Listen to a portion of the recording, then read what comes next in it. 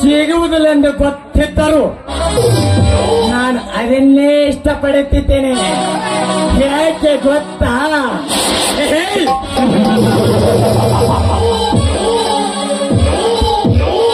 ನೂರು ವಸ್ತುಗಳಿಗಿಂತ ಸಿಗಲೇ ಒಂದೇ ಒಂದು ವಸ್ತಿನಲ್ಲಿ ಸವಿ ಜೇನಿನಷ್ಟು ಸಿಹಿಯಾಗಿರುತ್ತದೆ ಆ ವಸ್ತು. ನಾನು ಮನಸ್ಸು ಮಾಡಿದರೆ ಕಾಲೇಜ್ ಹುಡುಗರಿಂದ ಕ್ಲಾಸ್ 1 ಆಫೀಸರ್ವರೆಗೂ ಬಂದು ನನ್ನ ಮನ ತಣಿಸಿ ಹೋಗುತ್ತಾರೆ. ಆದರೆ ಆ ಭೀಮರಾಯನ 2ನೆಯ ತಂಗಿ ಶ್ರಾವಣಿ ಏನು ಅವಳ ಅಂದ ಚಂದ, ಕಾಮನ ಬಿಲ್ಲಿನಂತ ಇರುವವ ಸಂತ, ಬಳ್ಳಿಯಾಗಿ ಬಳಕತ್ತಿರುವ ಅವಳ ಮೈಮಾಟ.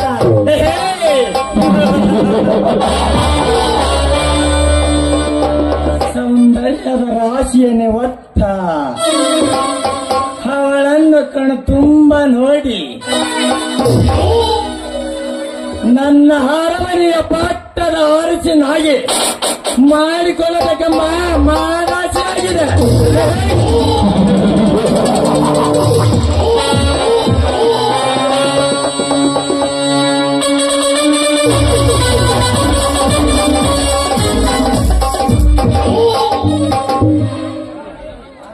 ಶ್ರಾವಣಿ, ಈ ಮನ್ಮಥನ ಹೃದಯಕ್ಕೆ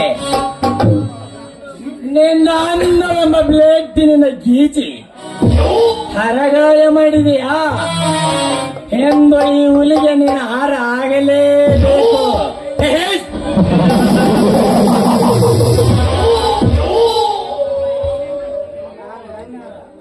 ಹಠಯೋಗ. ಓಹೋ, ನೀನು ಪ್ರಕೃತಿಯ ಮಾತೆಯ ಅವೇ ತುಂಬಿನ ಹುಡುಕಿಕೊಂಡು ಬಂದಂಗೆ ಆಯ್ತು. ಮರೆಯಲ್ಲಿ ನಿಂತು ಪುನಃ ತೋರಿಸೋಣ. ಹೇ ರುದ್ರನ ದೌರ್ಜನ್ಯದ ದರ್ಬಾರ.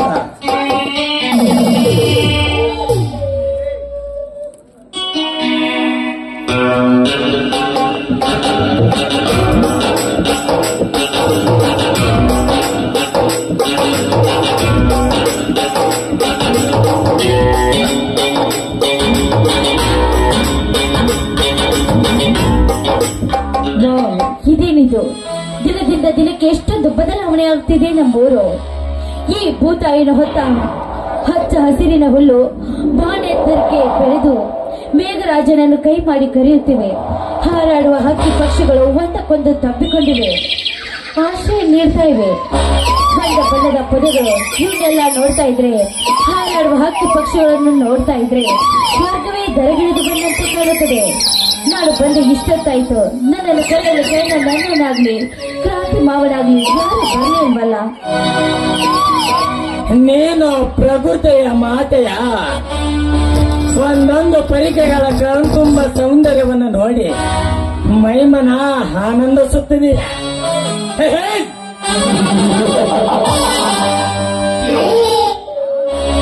ಹಠಯೋಗ. ನಾನು ನಿನ್ನ ದೇಹದ ಒಂದೊಂದು ಅಂಗಗಳನ್ನು ಹೇಗೆ, ಯಾವಾಗ, ಎಲ್ಲಿ, ಯಾವ ರೀತಿ ಸ್ಪರ್ಶ ಮಾಡಿ ನನ್ನ ಸಲಿಯೆಂದು ಕಾಯುತ್ತಿದ್ದೇನೆ. ಶ್ರಾವಣಿ, ಯಾರು ನೀವು? ಒಬ್ಬರ ತಮ್ಮನ ಬಂದಂತೆ ಮಾತನಾಡಿದ್ದಾದ್ರೆ ಕಾಲಲ್ಲಿರುವ ಮೆಟ್ಟಿನಿಂದ ಕೆನ್ನೆಗೆ ತೋರಿಸಬೇಕು.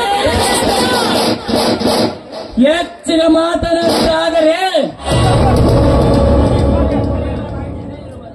ಜಯ ಇರುವ ಈ ನಾರು ಇಷ್ಟು ಸೊಕ್ಕಿರಬೇಕಾದರೆ ಇನ್ನು ಮೀಸಿ ಹೊತ್ತ ಈ ಕಂಡುಗಳಿಗೆ ಎತ್ತರವರಬಹುದು. ಉದ್ದಾಟತನದ ಮಾತುಗಳನ್ನು ಆಡುವ ಧೈರ್ಯ ನಿನ್ನಲ್ಲಿದೆ. ಈ ಮಿನಿಸ್ಟರ್ ಧೈರ್ಯ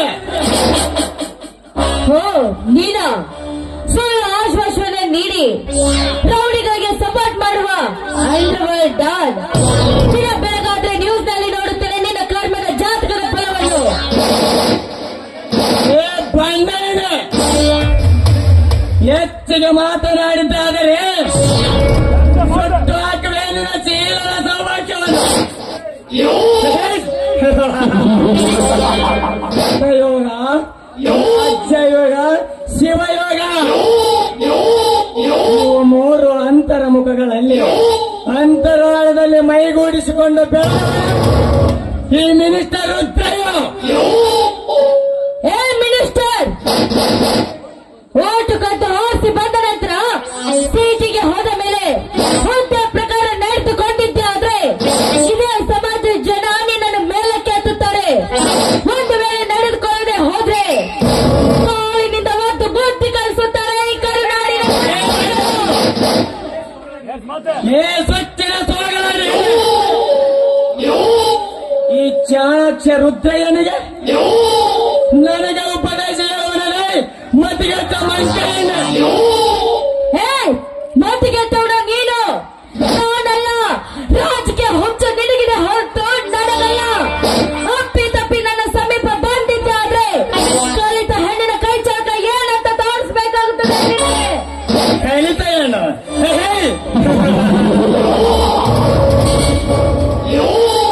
ಲೇ ಕಲಿತ ಮದವೇರಿದ ಎಣ್ಣೆ ಕಲಿತ ಹುಡುಗಿಯರ ಕಥೆಯನ್ನು ಈ ವರ್ಷ ಹೇಳುತ್ತೀನಿ ಕೇಳು. ಸೊಂಡು ಬಟ್ಟೆ ಹಾಕಿಕೊಂಡು ಪಾರ್ಕಲಾಡಿಸಿಗೆ ಹೋಗಿ ಬಟ್ಟೆ ಬದಲಾಯಿಸಿಕೊಂಡು ಬರುವ ನಿನ್ನಂತ ಕಲಿತ ಹೆಣ್ಣುಗಳು ಎಷ್ಟಿಲ್ಲ ಈ ಕೆಟ್ಟ ಸಮಾಜದಲ್ಲಿ. ಕಾಲೇಜ್ ಕಲಿತೇನೆಂದು ಹೋಗಿ ಶ್ರೀಮಂತರ ಸಹವಾಸ ಮಾಡಿ ಡ್ರಗ್ಸ್, ಗಾಂಜಾ, ಹೈಪಿಂಗ್, ದುಷ್ಟಚಟಗಳಿಗೆ ಬಲಿಯಾಗಿ ಸೇರದ ಬುತ್ತಿಯನ್ನು ಅರಿದು ಹಂಚಿ ಬರುವ ನಿನ್ನಂತ ಕಲಿತ ಹೆಣ್ಣುಗಳು ಎಷ್ಟಿಲ್ಲ ಈ ನಿನ್ನ ನೀಚ ಈಗಲೇ ಒಂದು ಮತ ಬುದ್ಧಿಗೆ ಹೇರಲು ಹಿರಿಯ ಅಧಿಕಾರಿಗಳ ಒಂದಿಗೆ ಕಾಮದ ರಸದ ಊಟ ಮಾಡಿಸಿ ಸೀಟು ಗೀಟಿಸಿಕೊಳ್ಳಲು ನಿನ್ನಂತ ಕಲಿತ ಹೆಣ್ಣುಗಳೆಷ್ಟಿಲ್ಲ ಈ ನಿನ್ನ ಕೆಟ್ಟ ಸಮಾಜದಲ್ಲಿ. ನನ್ನಂತ ರಾಜಕೀಯ ಪುಡಾರಿಗಳ ಒಂದಿಗೆ ರಾಜಕೀಯದಲ್ಲಿ ಮಿಂಚಿನ ಮೇಟಕಲಾಡಿ ಹಣ್ಣು ನಿನ್ನಂತ ಕಲಿತ ಹೆಣ್ಣುಗಳೆಷ್ಟಿಲ್ಲ ಈ ನಿನ್ನ ವಲಸ ವೃತ್ತಿಯಲ್ಲಿ. ನಿಮ್ಮಂತ ಕಲಿತ ಹೆಣ್ಣುಗಳಿಗೆ ಇಲ್ಲಿ ಸ್ಥಾನವೇ ಇಲ್ಲ. ಸುಮ್ಮನೆ ಒಪ್ಪಿಕೋ ನನ್ನ ಮಾತಿಗೆ. ಇಲ್ಲವಾದರೆ ಅಧಿಕಾರದ ಮಾತನಾಡಿದ ಪ್ರಶ್ನೆ ನೀನು. ನಿನ್ನ ಕೈಯಲ್ಲಿರುವ 5 ಬೆರಳು ಯಾವತ್ತೂ ಸಮವಿರುವುದಿಲ್ಲ. ಅದೇ ರೀತಿ ಎಲ್ಲರೂ ಒಂದೇ ಅಂತ ತಿಳಿದುಕೊಂಡ್ರೆ ಅದು ನಿನ್ನ ಮೂರ್ಖತನ. ಇದೇ ರೀತಿ ಮುಂದುವರೆದಿದ್ದೆ ಆದ್ರೆ ಹಾಕಿದ ಪ್ರಜೆಗಳು ಕೋಟಿಗಾಲಿನಿಂದ ಕೆನ್ನಿಗೆ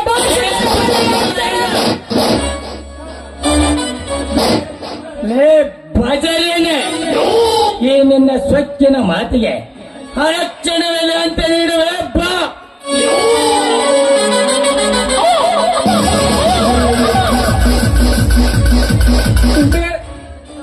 ಬೆಳಲೆ ಅವರ ಕೈಯನ್ನು ಎಲ್ಲವರ ಕತ್ತರಿಸಿವೆ. ಅದು ಹೆಂಗ ಸೀನ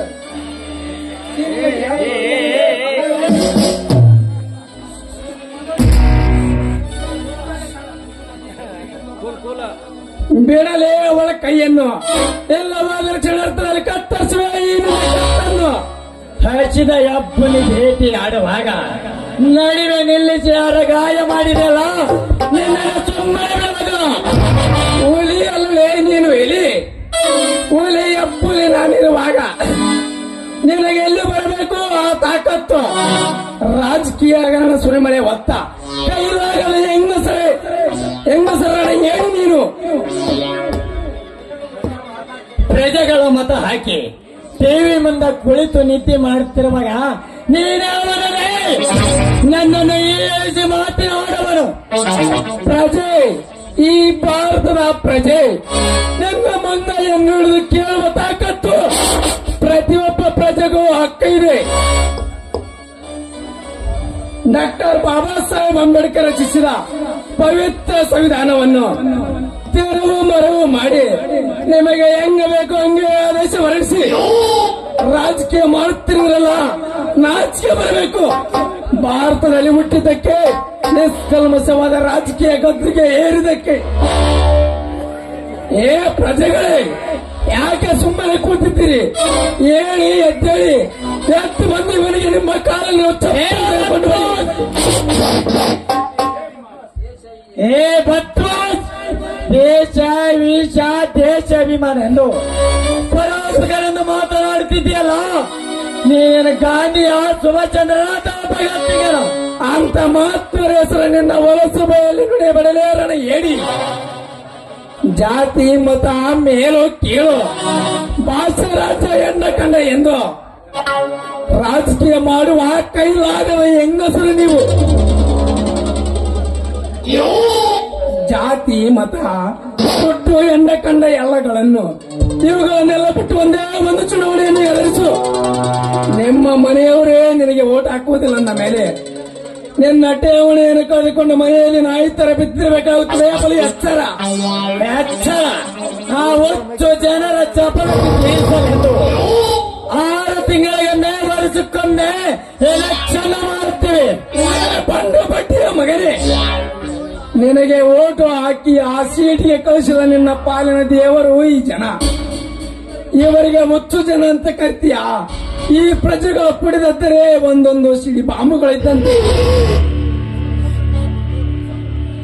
ರೌಡಿ ಸಾಮ್ರಾಜ್ಯ ಕಟ್ಟಿಕೊಂಡು ಆವತ್ತು ನಿಮ್ಮಂತ ಸಣ್ಣರಿಗೆ ಅವರ ದೇಶ ಎಂಬ ಬೆಂಕಿಯಲ್ಲಿ ಸುಟ್ಟು ಭಸ್ಮವಾಗುತ್ತೀಯ ಬಲಿ ಹತ್ತಿರ.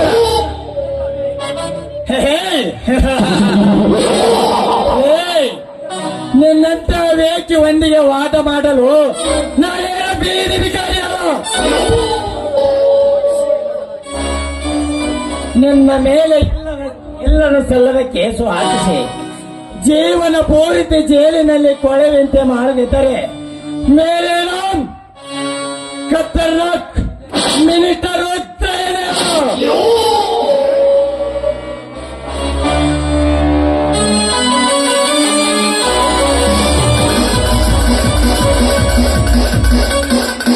ಹೋಗಲೇ ಹೋಗು ಮರಿ. ನಿನ್ನಂತ ಹಗರಣ ರಾಜಕಾರಣಿಗಳಿಗೆ, ರೌಡಿ ಪುಡಾರಿಗಳಿಗೆ ಭಾರತದಲ್ಲಿ ತಕ್ಕ ಶಿಕ್ಷೆ ಕೊಡಿಸಲು ಪ್ಲೇ ಗ್ರೌಂಡ್ ರೆಡಿ ಮಾಡುತ್ತಾನೆ ಈ ಪೊಲೀಸ್ ಬಂಟ ಈ ಕಾರಣ. ಏನ್ ಹೇಳ್ಬೇಕು ಅಂತ ಗೊತ್ತಾಗ್ತಾ ಇಲ್ಲ. ಇದು ಕನ್ಸೋ ನನ್ಸೋ ಅಂತ ತೋರಿಸ್ತಾ ಇಲ್ಲ. ನೋಡಿ, ನಿಮ್ಮ ಕೇಳದ ಫ್ರೆಂಡ್ಸೇ ಇಲ್ಲ, ನಿಮ್ಮ ಹುಡುಕದ ಸ್ಥಳವೇ ಇಲ್ಲ. ಕಾಲ್ ಮಾಡಿದ್ರು ಕೂಡ ಫೋನ್ ಸ್ವಿಚ್ ಆಫ್ ಅಂತ ಬರ್ತಿದೆ. ವಾಟ್ಸ್ಆಪ್, ಇನ್ಸ್ಟಾಗ್ರಾಮ್, ಫೇಸ್ಬುಕ್ ನಲ್ಲಿ ನಿಮ್ಮ ಸುಳಿವೇ ಸಿಗ್ಲಿಲ್ಲ.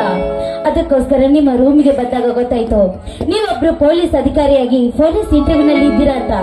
ಈ ನಿಮ್ಮ ಪ್ರೀತಿಯಲ್ಲಿ ಹುಚ್ಚಳಾಗಿ ಬಿಟ್ಟಿದ್ದೇನೆ ಕರ್ಣ, ನಾನು ಹುಚ್ಚಳಾಗಿ ಬಿಟ್ಟಿದ್ದೇನೆ. ಮಾಡಿ ನನ್ನಲ್ಲಿ ಕ್ಷಮೆ ಇರಲಿಲ್ಲ ಶ್ರೇವಣಿ.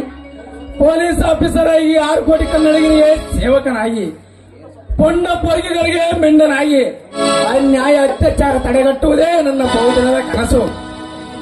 ಅಂದ್ರೆ ಟ್ರೈನಿಂಗ್ ಮುಗಿಸಿದ ನಂತರ ಕೇಸ್ ತಡಿಕೊಂಡು ಎತ್ತುಕೊಂಡ ಫೈಲ್ನಲ್ಲಿ 6 ಹಗರಣ ಹಿಸ್ಟ್ರಿ ಅಡಗಿತ್ತು. ಚಾಲೆಂಜ್ ಆಗಿ ಎತ್ತಿಕೊಂಡು ಬಂದರೆ ನನ್ನ ಹಿಂದಿನ ಇತಿಹಾಸದ ತಿರುಳೇ ಅದರಲ್ಲಿ ಅಡಗಿತ್ತು. ಹೋಗಲಿ ಬಿಡು ಚೆನ್ನ, ಅಂತಿಂತೂ ಸೇರಿದವಲ್ಲ. ಹೌದು, ನೀನು ಇಲ್ಲಿ ಅಂದ್ರೆ ಕಾಕಿ ಡ್ರೆಸ್ ಮೈ ಮೇಲೆ ಬಂದ ತಕ್ಷಣ ನನ್ನನ್ನು ಮರ್ತು ಬಿಟ್ರ ನೀವು? ಛೇ ಛೇ ಛೇ, ಆಗೇನಿಲ್ಲ ಚೆನ್ನ. ಟ್ರೈನಿಂಗ್ ನಲ್ಲಿ ಯಾರೊಂದಿಗೂ ಕಾಂಟ್ಯಾಕ್ಟ್ ಮಾಡಲು ಅವಕಾಶ ಸಿಗಲಿಲ್ಲ. ಟ್ರೈನಿಂಗ್ ಮುಗಿಸಿದ ನಂತರ ಕೇಸ್ ತಡಿಕೊಂಡು ಎತ್ತಿಕೊಂಡ ಟ್ರೈನಿಂಗ್ ಮುಗಿಸಿದ ನಂತರ ಈ ಸರ್ಪ್ರೈಸ್ ನಿನಗೆ ಹೇಳಬೇಕು ಅನ್ನುವಷ್ಟರಲ್ಲಿ ನಮ್ಮೂರಿದೆ, ನಾನು ಹುಟ್ಟಿ ಬೆಳೆದ ನನ್ನ ತವರೂರು ಇದು. ನಿಜವಾಗಲೂ ಇದೆ ನಿನ್ನ ಊರಂತ ಯಾವತ್ತೂ ಹೇಳಲೇ ಇಲ್ಲ. ನೀವು ಕೇಳಲೇ ಇಲ್ಲ? ಹಾಗಾದರೆ ಈ ಊರಲ್ಲಿ ನಿಮ್ಮ ಅಣ್ಣ ತಮ್ಮ ತಂದೆ ತಾಯಿ ಯಾರಂತ ಕೇಳಬಹುದೇ? ಕೇಳಿ, ಖಂಡಿತವಾಗಿ ಹೇಳುತ್ತೇನೆ. ನನ್ನ ತಂದೆ ತಾಯಿ ಯಾರೂ ಇಲ್ಲ.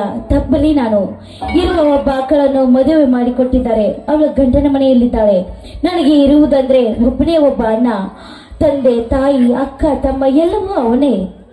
ಹಾಗಾದರೆ ಈ ಊರಲ್ಲಿ ನಿಮ್ಮ ಅಣ್ಣ ಯಾರಂತ ಕೇಳಬಹುದೇ? ನೋಡಿ, ನಡು ರಸ್ತೆಯಲ್ಲಿ ಹೀಗೆಲ್ಲ ಹೇಳೋದಕ್ಕೆ ಆಗೋದಿಲ್ಲ. ನೀವು ಮನೆಗೆ ಬನ್ನಿ, ನನ್ನ ಪರಿಚಯ ಮಾಡಿಕೊಡ್ತೇನೆ. ಶ್ರಾವಣಿ, ಬಹುದಿನಗಳ ನಂತರ ನಾವಿಬ್ಬರು ಸೇರಿದ್ದೇವೆ. ಇದೇ ಸಂತೋಷದ ಸಮಯದಲ್ಲಿ ಒಂದು ನಿನ್ನ ಮಧುರವಾದ ಕಂಠದಿಂದ ಆಡೋ ಸೋಸೆ ಬರಲಿ. ಇದಕ್ಕೇನು ಕಮ್ಮಿ ಇಲ್ಲ. ನೀವು ಕೇಳೋದು ಹೆಚ್ಚ, ನಾನು ಹಾಡಿ ಕುಣಿಯೋದು ಹೆಚ್ಚ.